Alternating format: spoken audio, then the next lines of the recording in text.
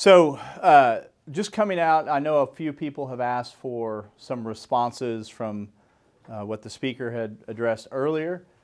I'm going to do that, and then I'll open it up to any questions. I only have like 10 minutes, so it's going to be a quick one today. But I renew my calls for public meetings. I've been talking about that for at least 3 weeks, both behind closed doors and in the open. Political theater is political theater, whether it be behind closed doors or out in the open. And I can't tell you how many times I've heard, guys, you, the Senate, are too concerned about policy. This is a political argument. Well, if you think it's a political argument that's salient, let's have it in front of everyone, in front of the cameras, live and streaming. I am committed to that end. I will show up and I will participate and I will be brutally honest on every point in the negotiations. And so I hope that comes to fruition. To the question that was asked before some of the cameras started rolling, will I show up to a meeting tomorrow? I plan on being at the State Department of Education tomorrow at 2 p.m. To have a conversation in public so everyone knows exactly what the sticking points are. I'll take any questions people may have. Speaker McCall has kind of said that the reason they didn't vote on the Senate pay raise plan yesterday is that it's $500 million in new funding for the funding formula, but it doesn't go far enough, that basically the costs of the plan exceed that $500 million. That's so laughable. They know, we explained it on the floor. So $500 million is the cap on how much we're going to spend both with teacher pay plus formula. That equates to about $150 million going to the formula, the remainder, $350 million plus, going to teachers. The best way to help rural education is to help rural teachers, and we have done so in a big way, a resounding way, a way that goes much further than any other plan. We said, when I say we, speaking, actually I should say he, Adam Pugh, Senator Adam Pugh, when he presented that bill, very clearly articulated that $500 million would go through the formula. We would also give additional money to make sure we make up on off the formula, but the more important part, the part they're hanging their hat on and trying to be cute with, is the one-time stipend. So the one-time stipend that goes above and beyond the pay raise, again, one time, all teachers, all certified personnel, all support staff of $3,000, runs in the neighborhood of $300 million above and beyond that $500 million. The $500 million is what we need to be sustainable and long-term and have the recurring revenue for. We have no dispute that we are flush with one-time cash. The dispute we have is how much can we incur in recurring revenue. That's what the fight has been about. And so that and OSF. But it's disingenuous. They know better. We articulated very clearly on the floor that the $500 million would go to teacher pay, it would go to the formula, and we would need to appropriate special cash to actually fund the one-time stipend. I hope they support the one-time stipend. It is needed. Support staff needs this help as well. We can't do it, we can't afford it on a recurring basis, but we can definitely afford it this year. Is there a possibility that you guys may go home with nothing, no public school reform at this point? I mean, would you put the odds at? The choice is in the House's court. We've passed 44 bills that included reform. Most of those didn't make it past the deadline. You all have been around the building long enough to know that we can resurrect things if there is a desire. The Senate has shown its desire to give a pay raise across the board for all teachers, both classroom teachers and all certified personnel, including reading specialists and counselors and the like, cutting out administrators. And we've shown a proclivity to have a real desire to have reform. We sent 44 bills to the House. Less than, I don't even want to put a number on it, very few of those saw the light of day and got it back over. It's May 3rd. We still have to the last Friday in May. I'm hopeful that they will get serious about it, but heretofore they have not been serious about the reforms we've sent over. What happens if you don't come up with a solution to this, and which is the largest part of the budget? How do you go about addressing the budget then? well, then all of a sudden you have roughly $800 million in the budget that they have squandered the opportunity to be able to give a historic pay raise, to give historic influx of dollars into the formula, and to finally give parents choice, especially the way we amended those bills, choice to the people who can least afford it currently. And so I hope that our legislative partners across the rotunda don't squander that opportunity. They seem focused mostly on this idea, and Floyd-Lear-Eccles said it 15 times during his presentation yesterday, that we must do something for rural Oklahoma because the tax credit, by and large benefits urban and suburban Oklahoma.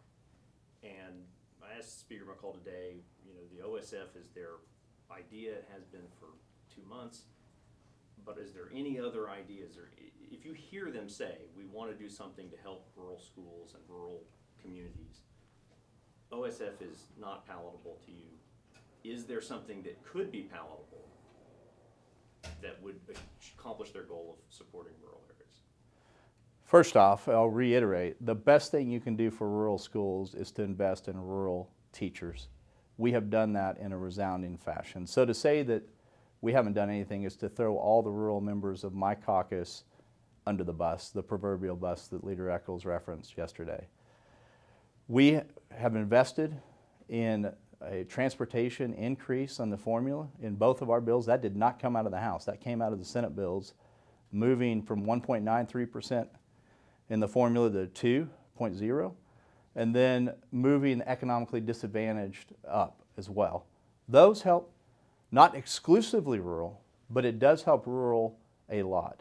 We looked in negotiations of trying to bump 2 different areas, small school weight, which is, I think, schools under 529.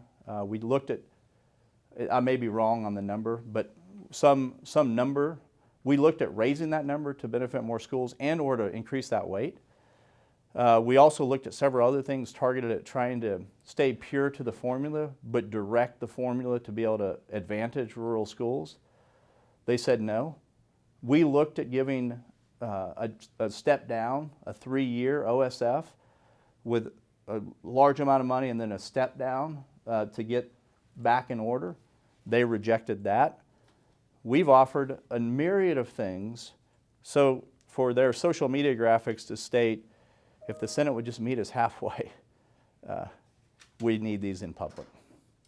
Can you elaborate on your concerns about OSF, the Oklahoma Student Fund, how that would, I don't want to put words in your mouth, but I've characterized it as it breaks the formula a little bit for urban and rural schools. How would you describe it, and what is the impact of that long term that you're worried about? Anytime you put money outside the formula, we've done it. But to that magnitude, if you create that precedent, from now on, we won't be talking about how much money are we going to put into education for pay raises or through the formula. We're going to be talking about pay raises, we're going to be talking about formula, we're going to be talking about Redbud, and we're going to be talking about OSF. So every year out here, there's going to be a fight. I just said out here I wasn't going to use the word fight. There's going to be a disagreement that holds us up. And so what the real problem, though, is putting parochial interest over the interest of kids. And so when you look at some of these funding, when you look at the spreadsheet, some schools get a 15-to-1 increase over partners throughout the state. The formula is designed to treat all kids equally and to try to make up on disparities on local funding ability. The Redbud was designed where those schools that either didn't have that tax base and or they hadn't passed bonds in a while, or they were a charter school, and just did not have the same access to capital for buildings, to be able to make up that gap. We joined them in that. You've got to make sure that you don't reward people for not investing, and so you got to make sure you don't go too high on that. The Oklahoma Student Fund says, okay, we're going to treat you different based on your zip code. So on one hand, you're talking about tax credits. Every kid, every parent, every teacher, every student counts regardless of zip code.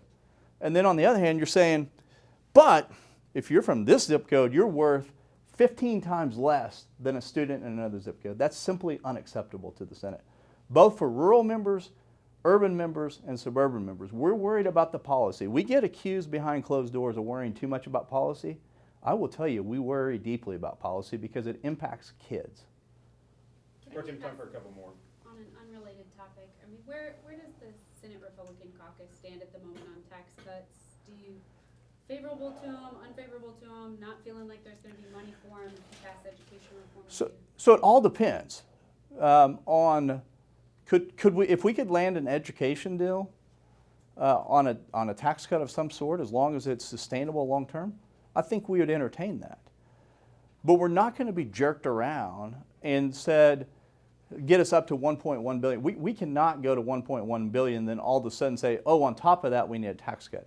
We've got to live within our means.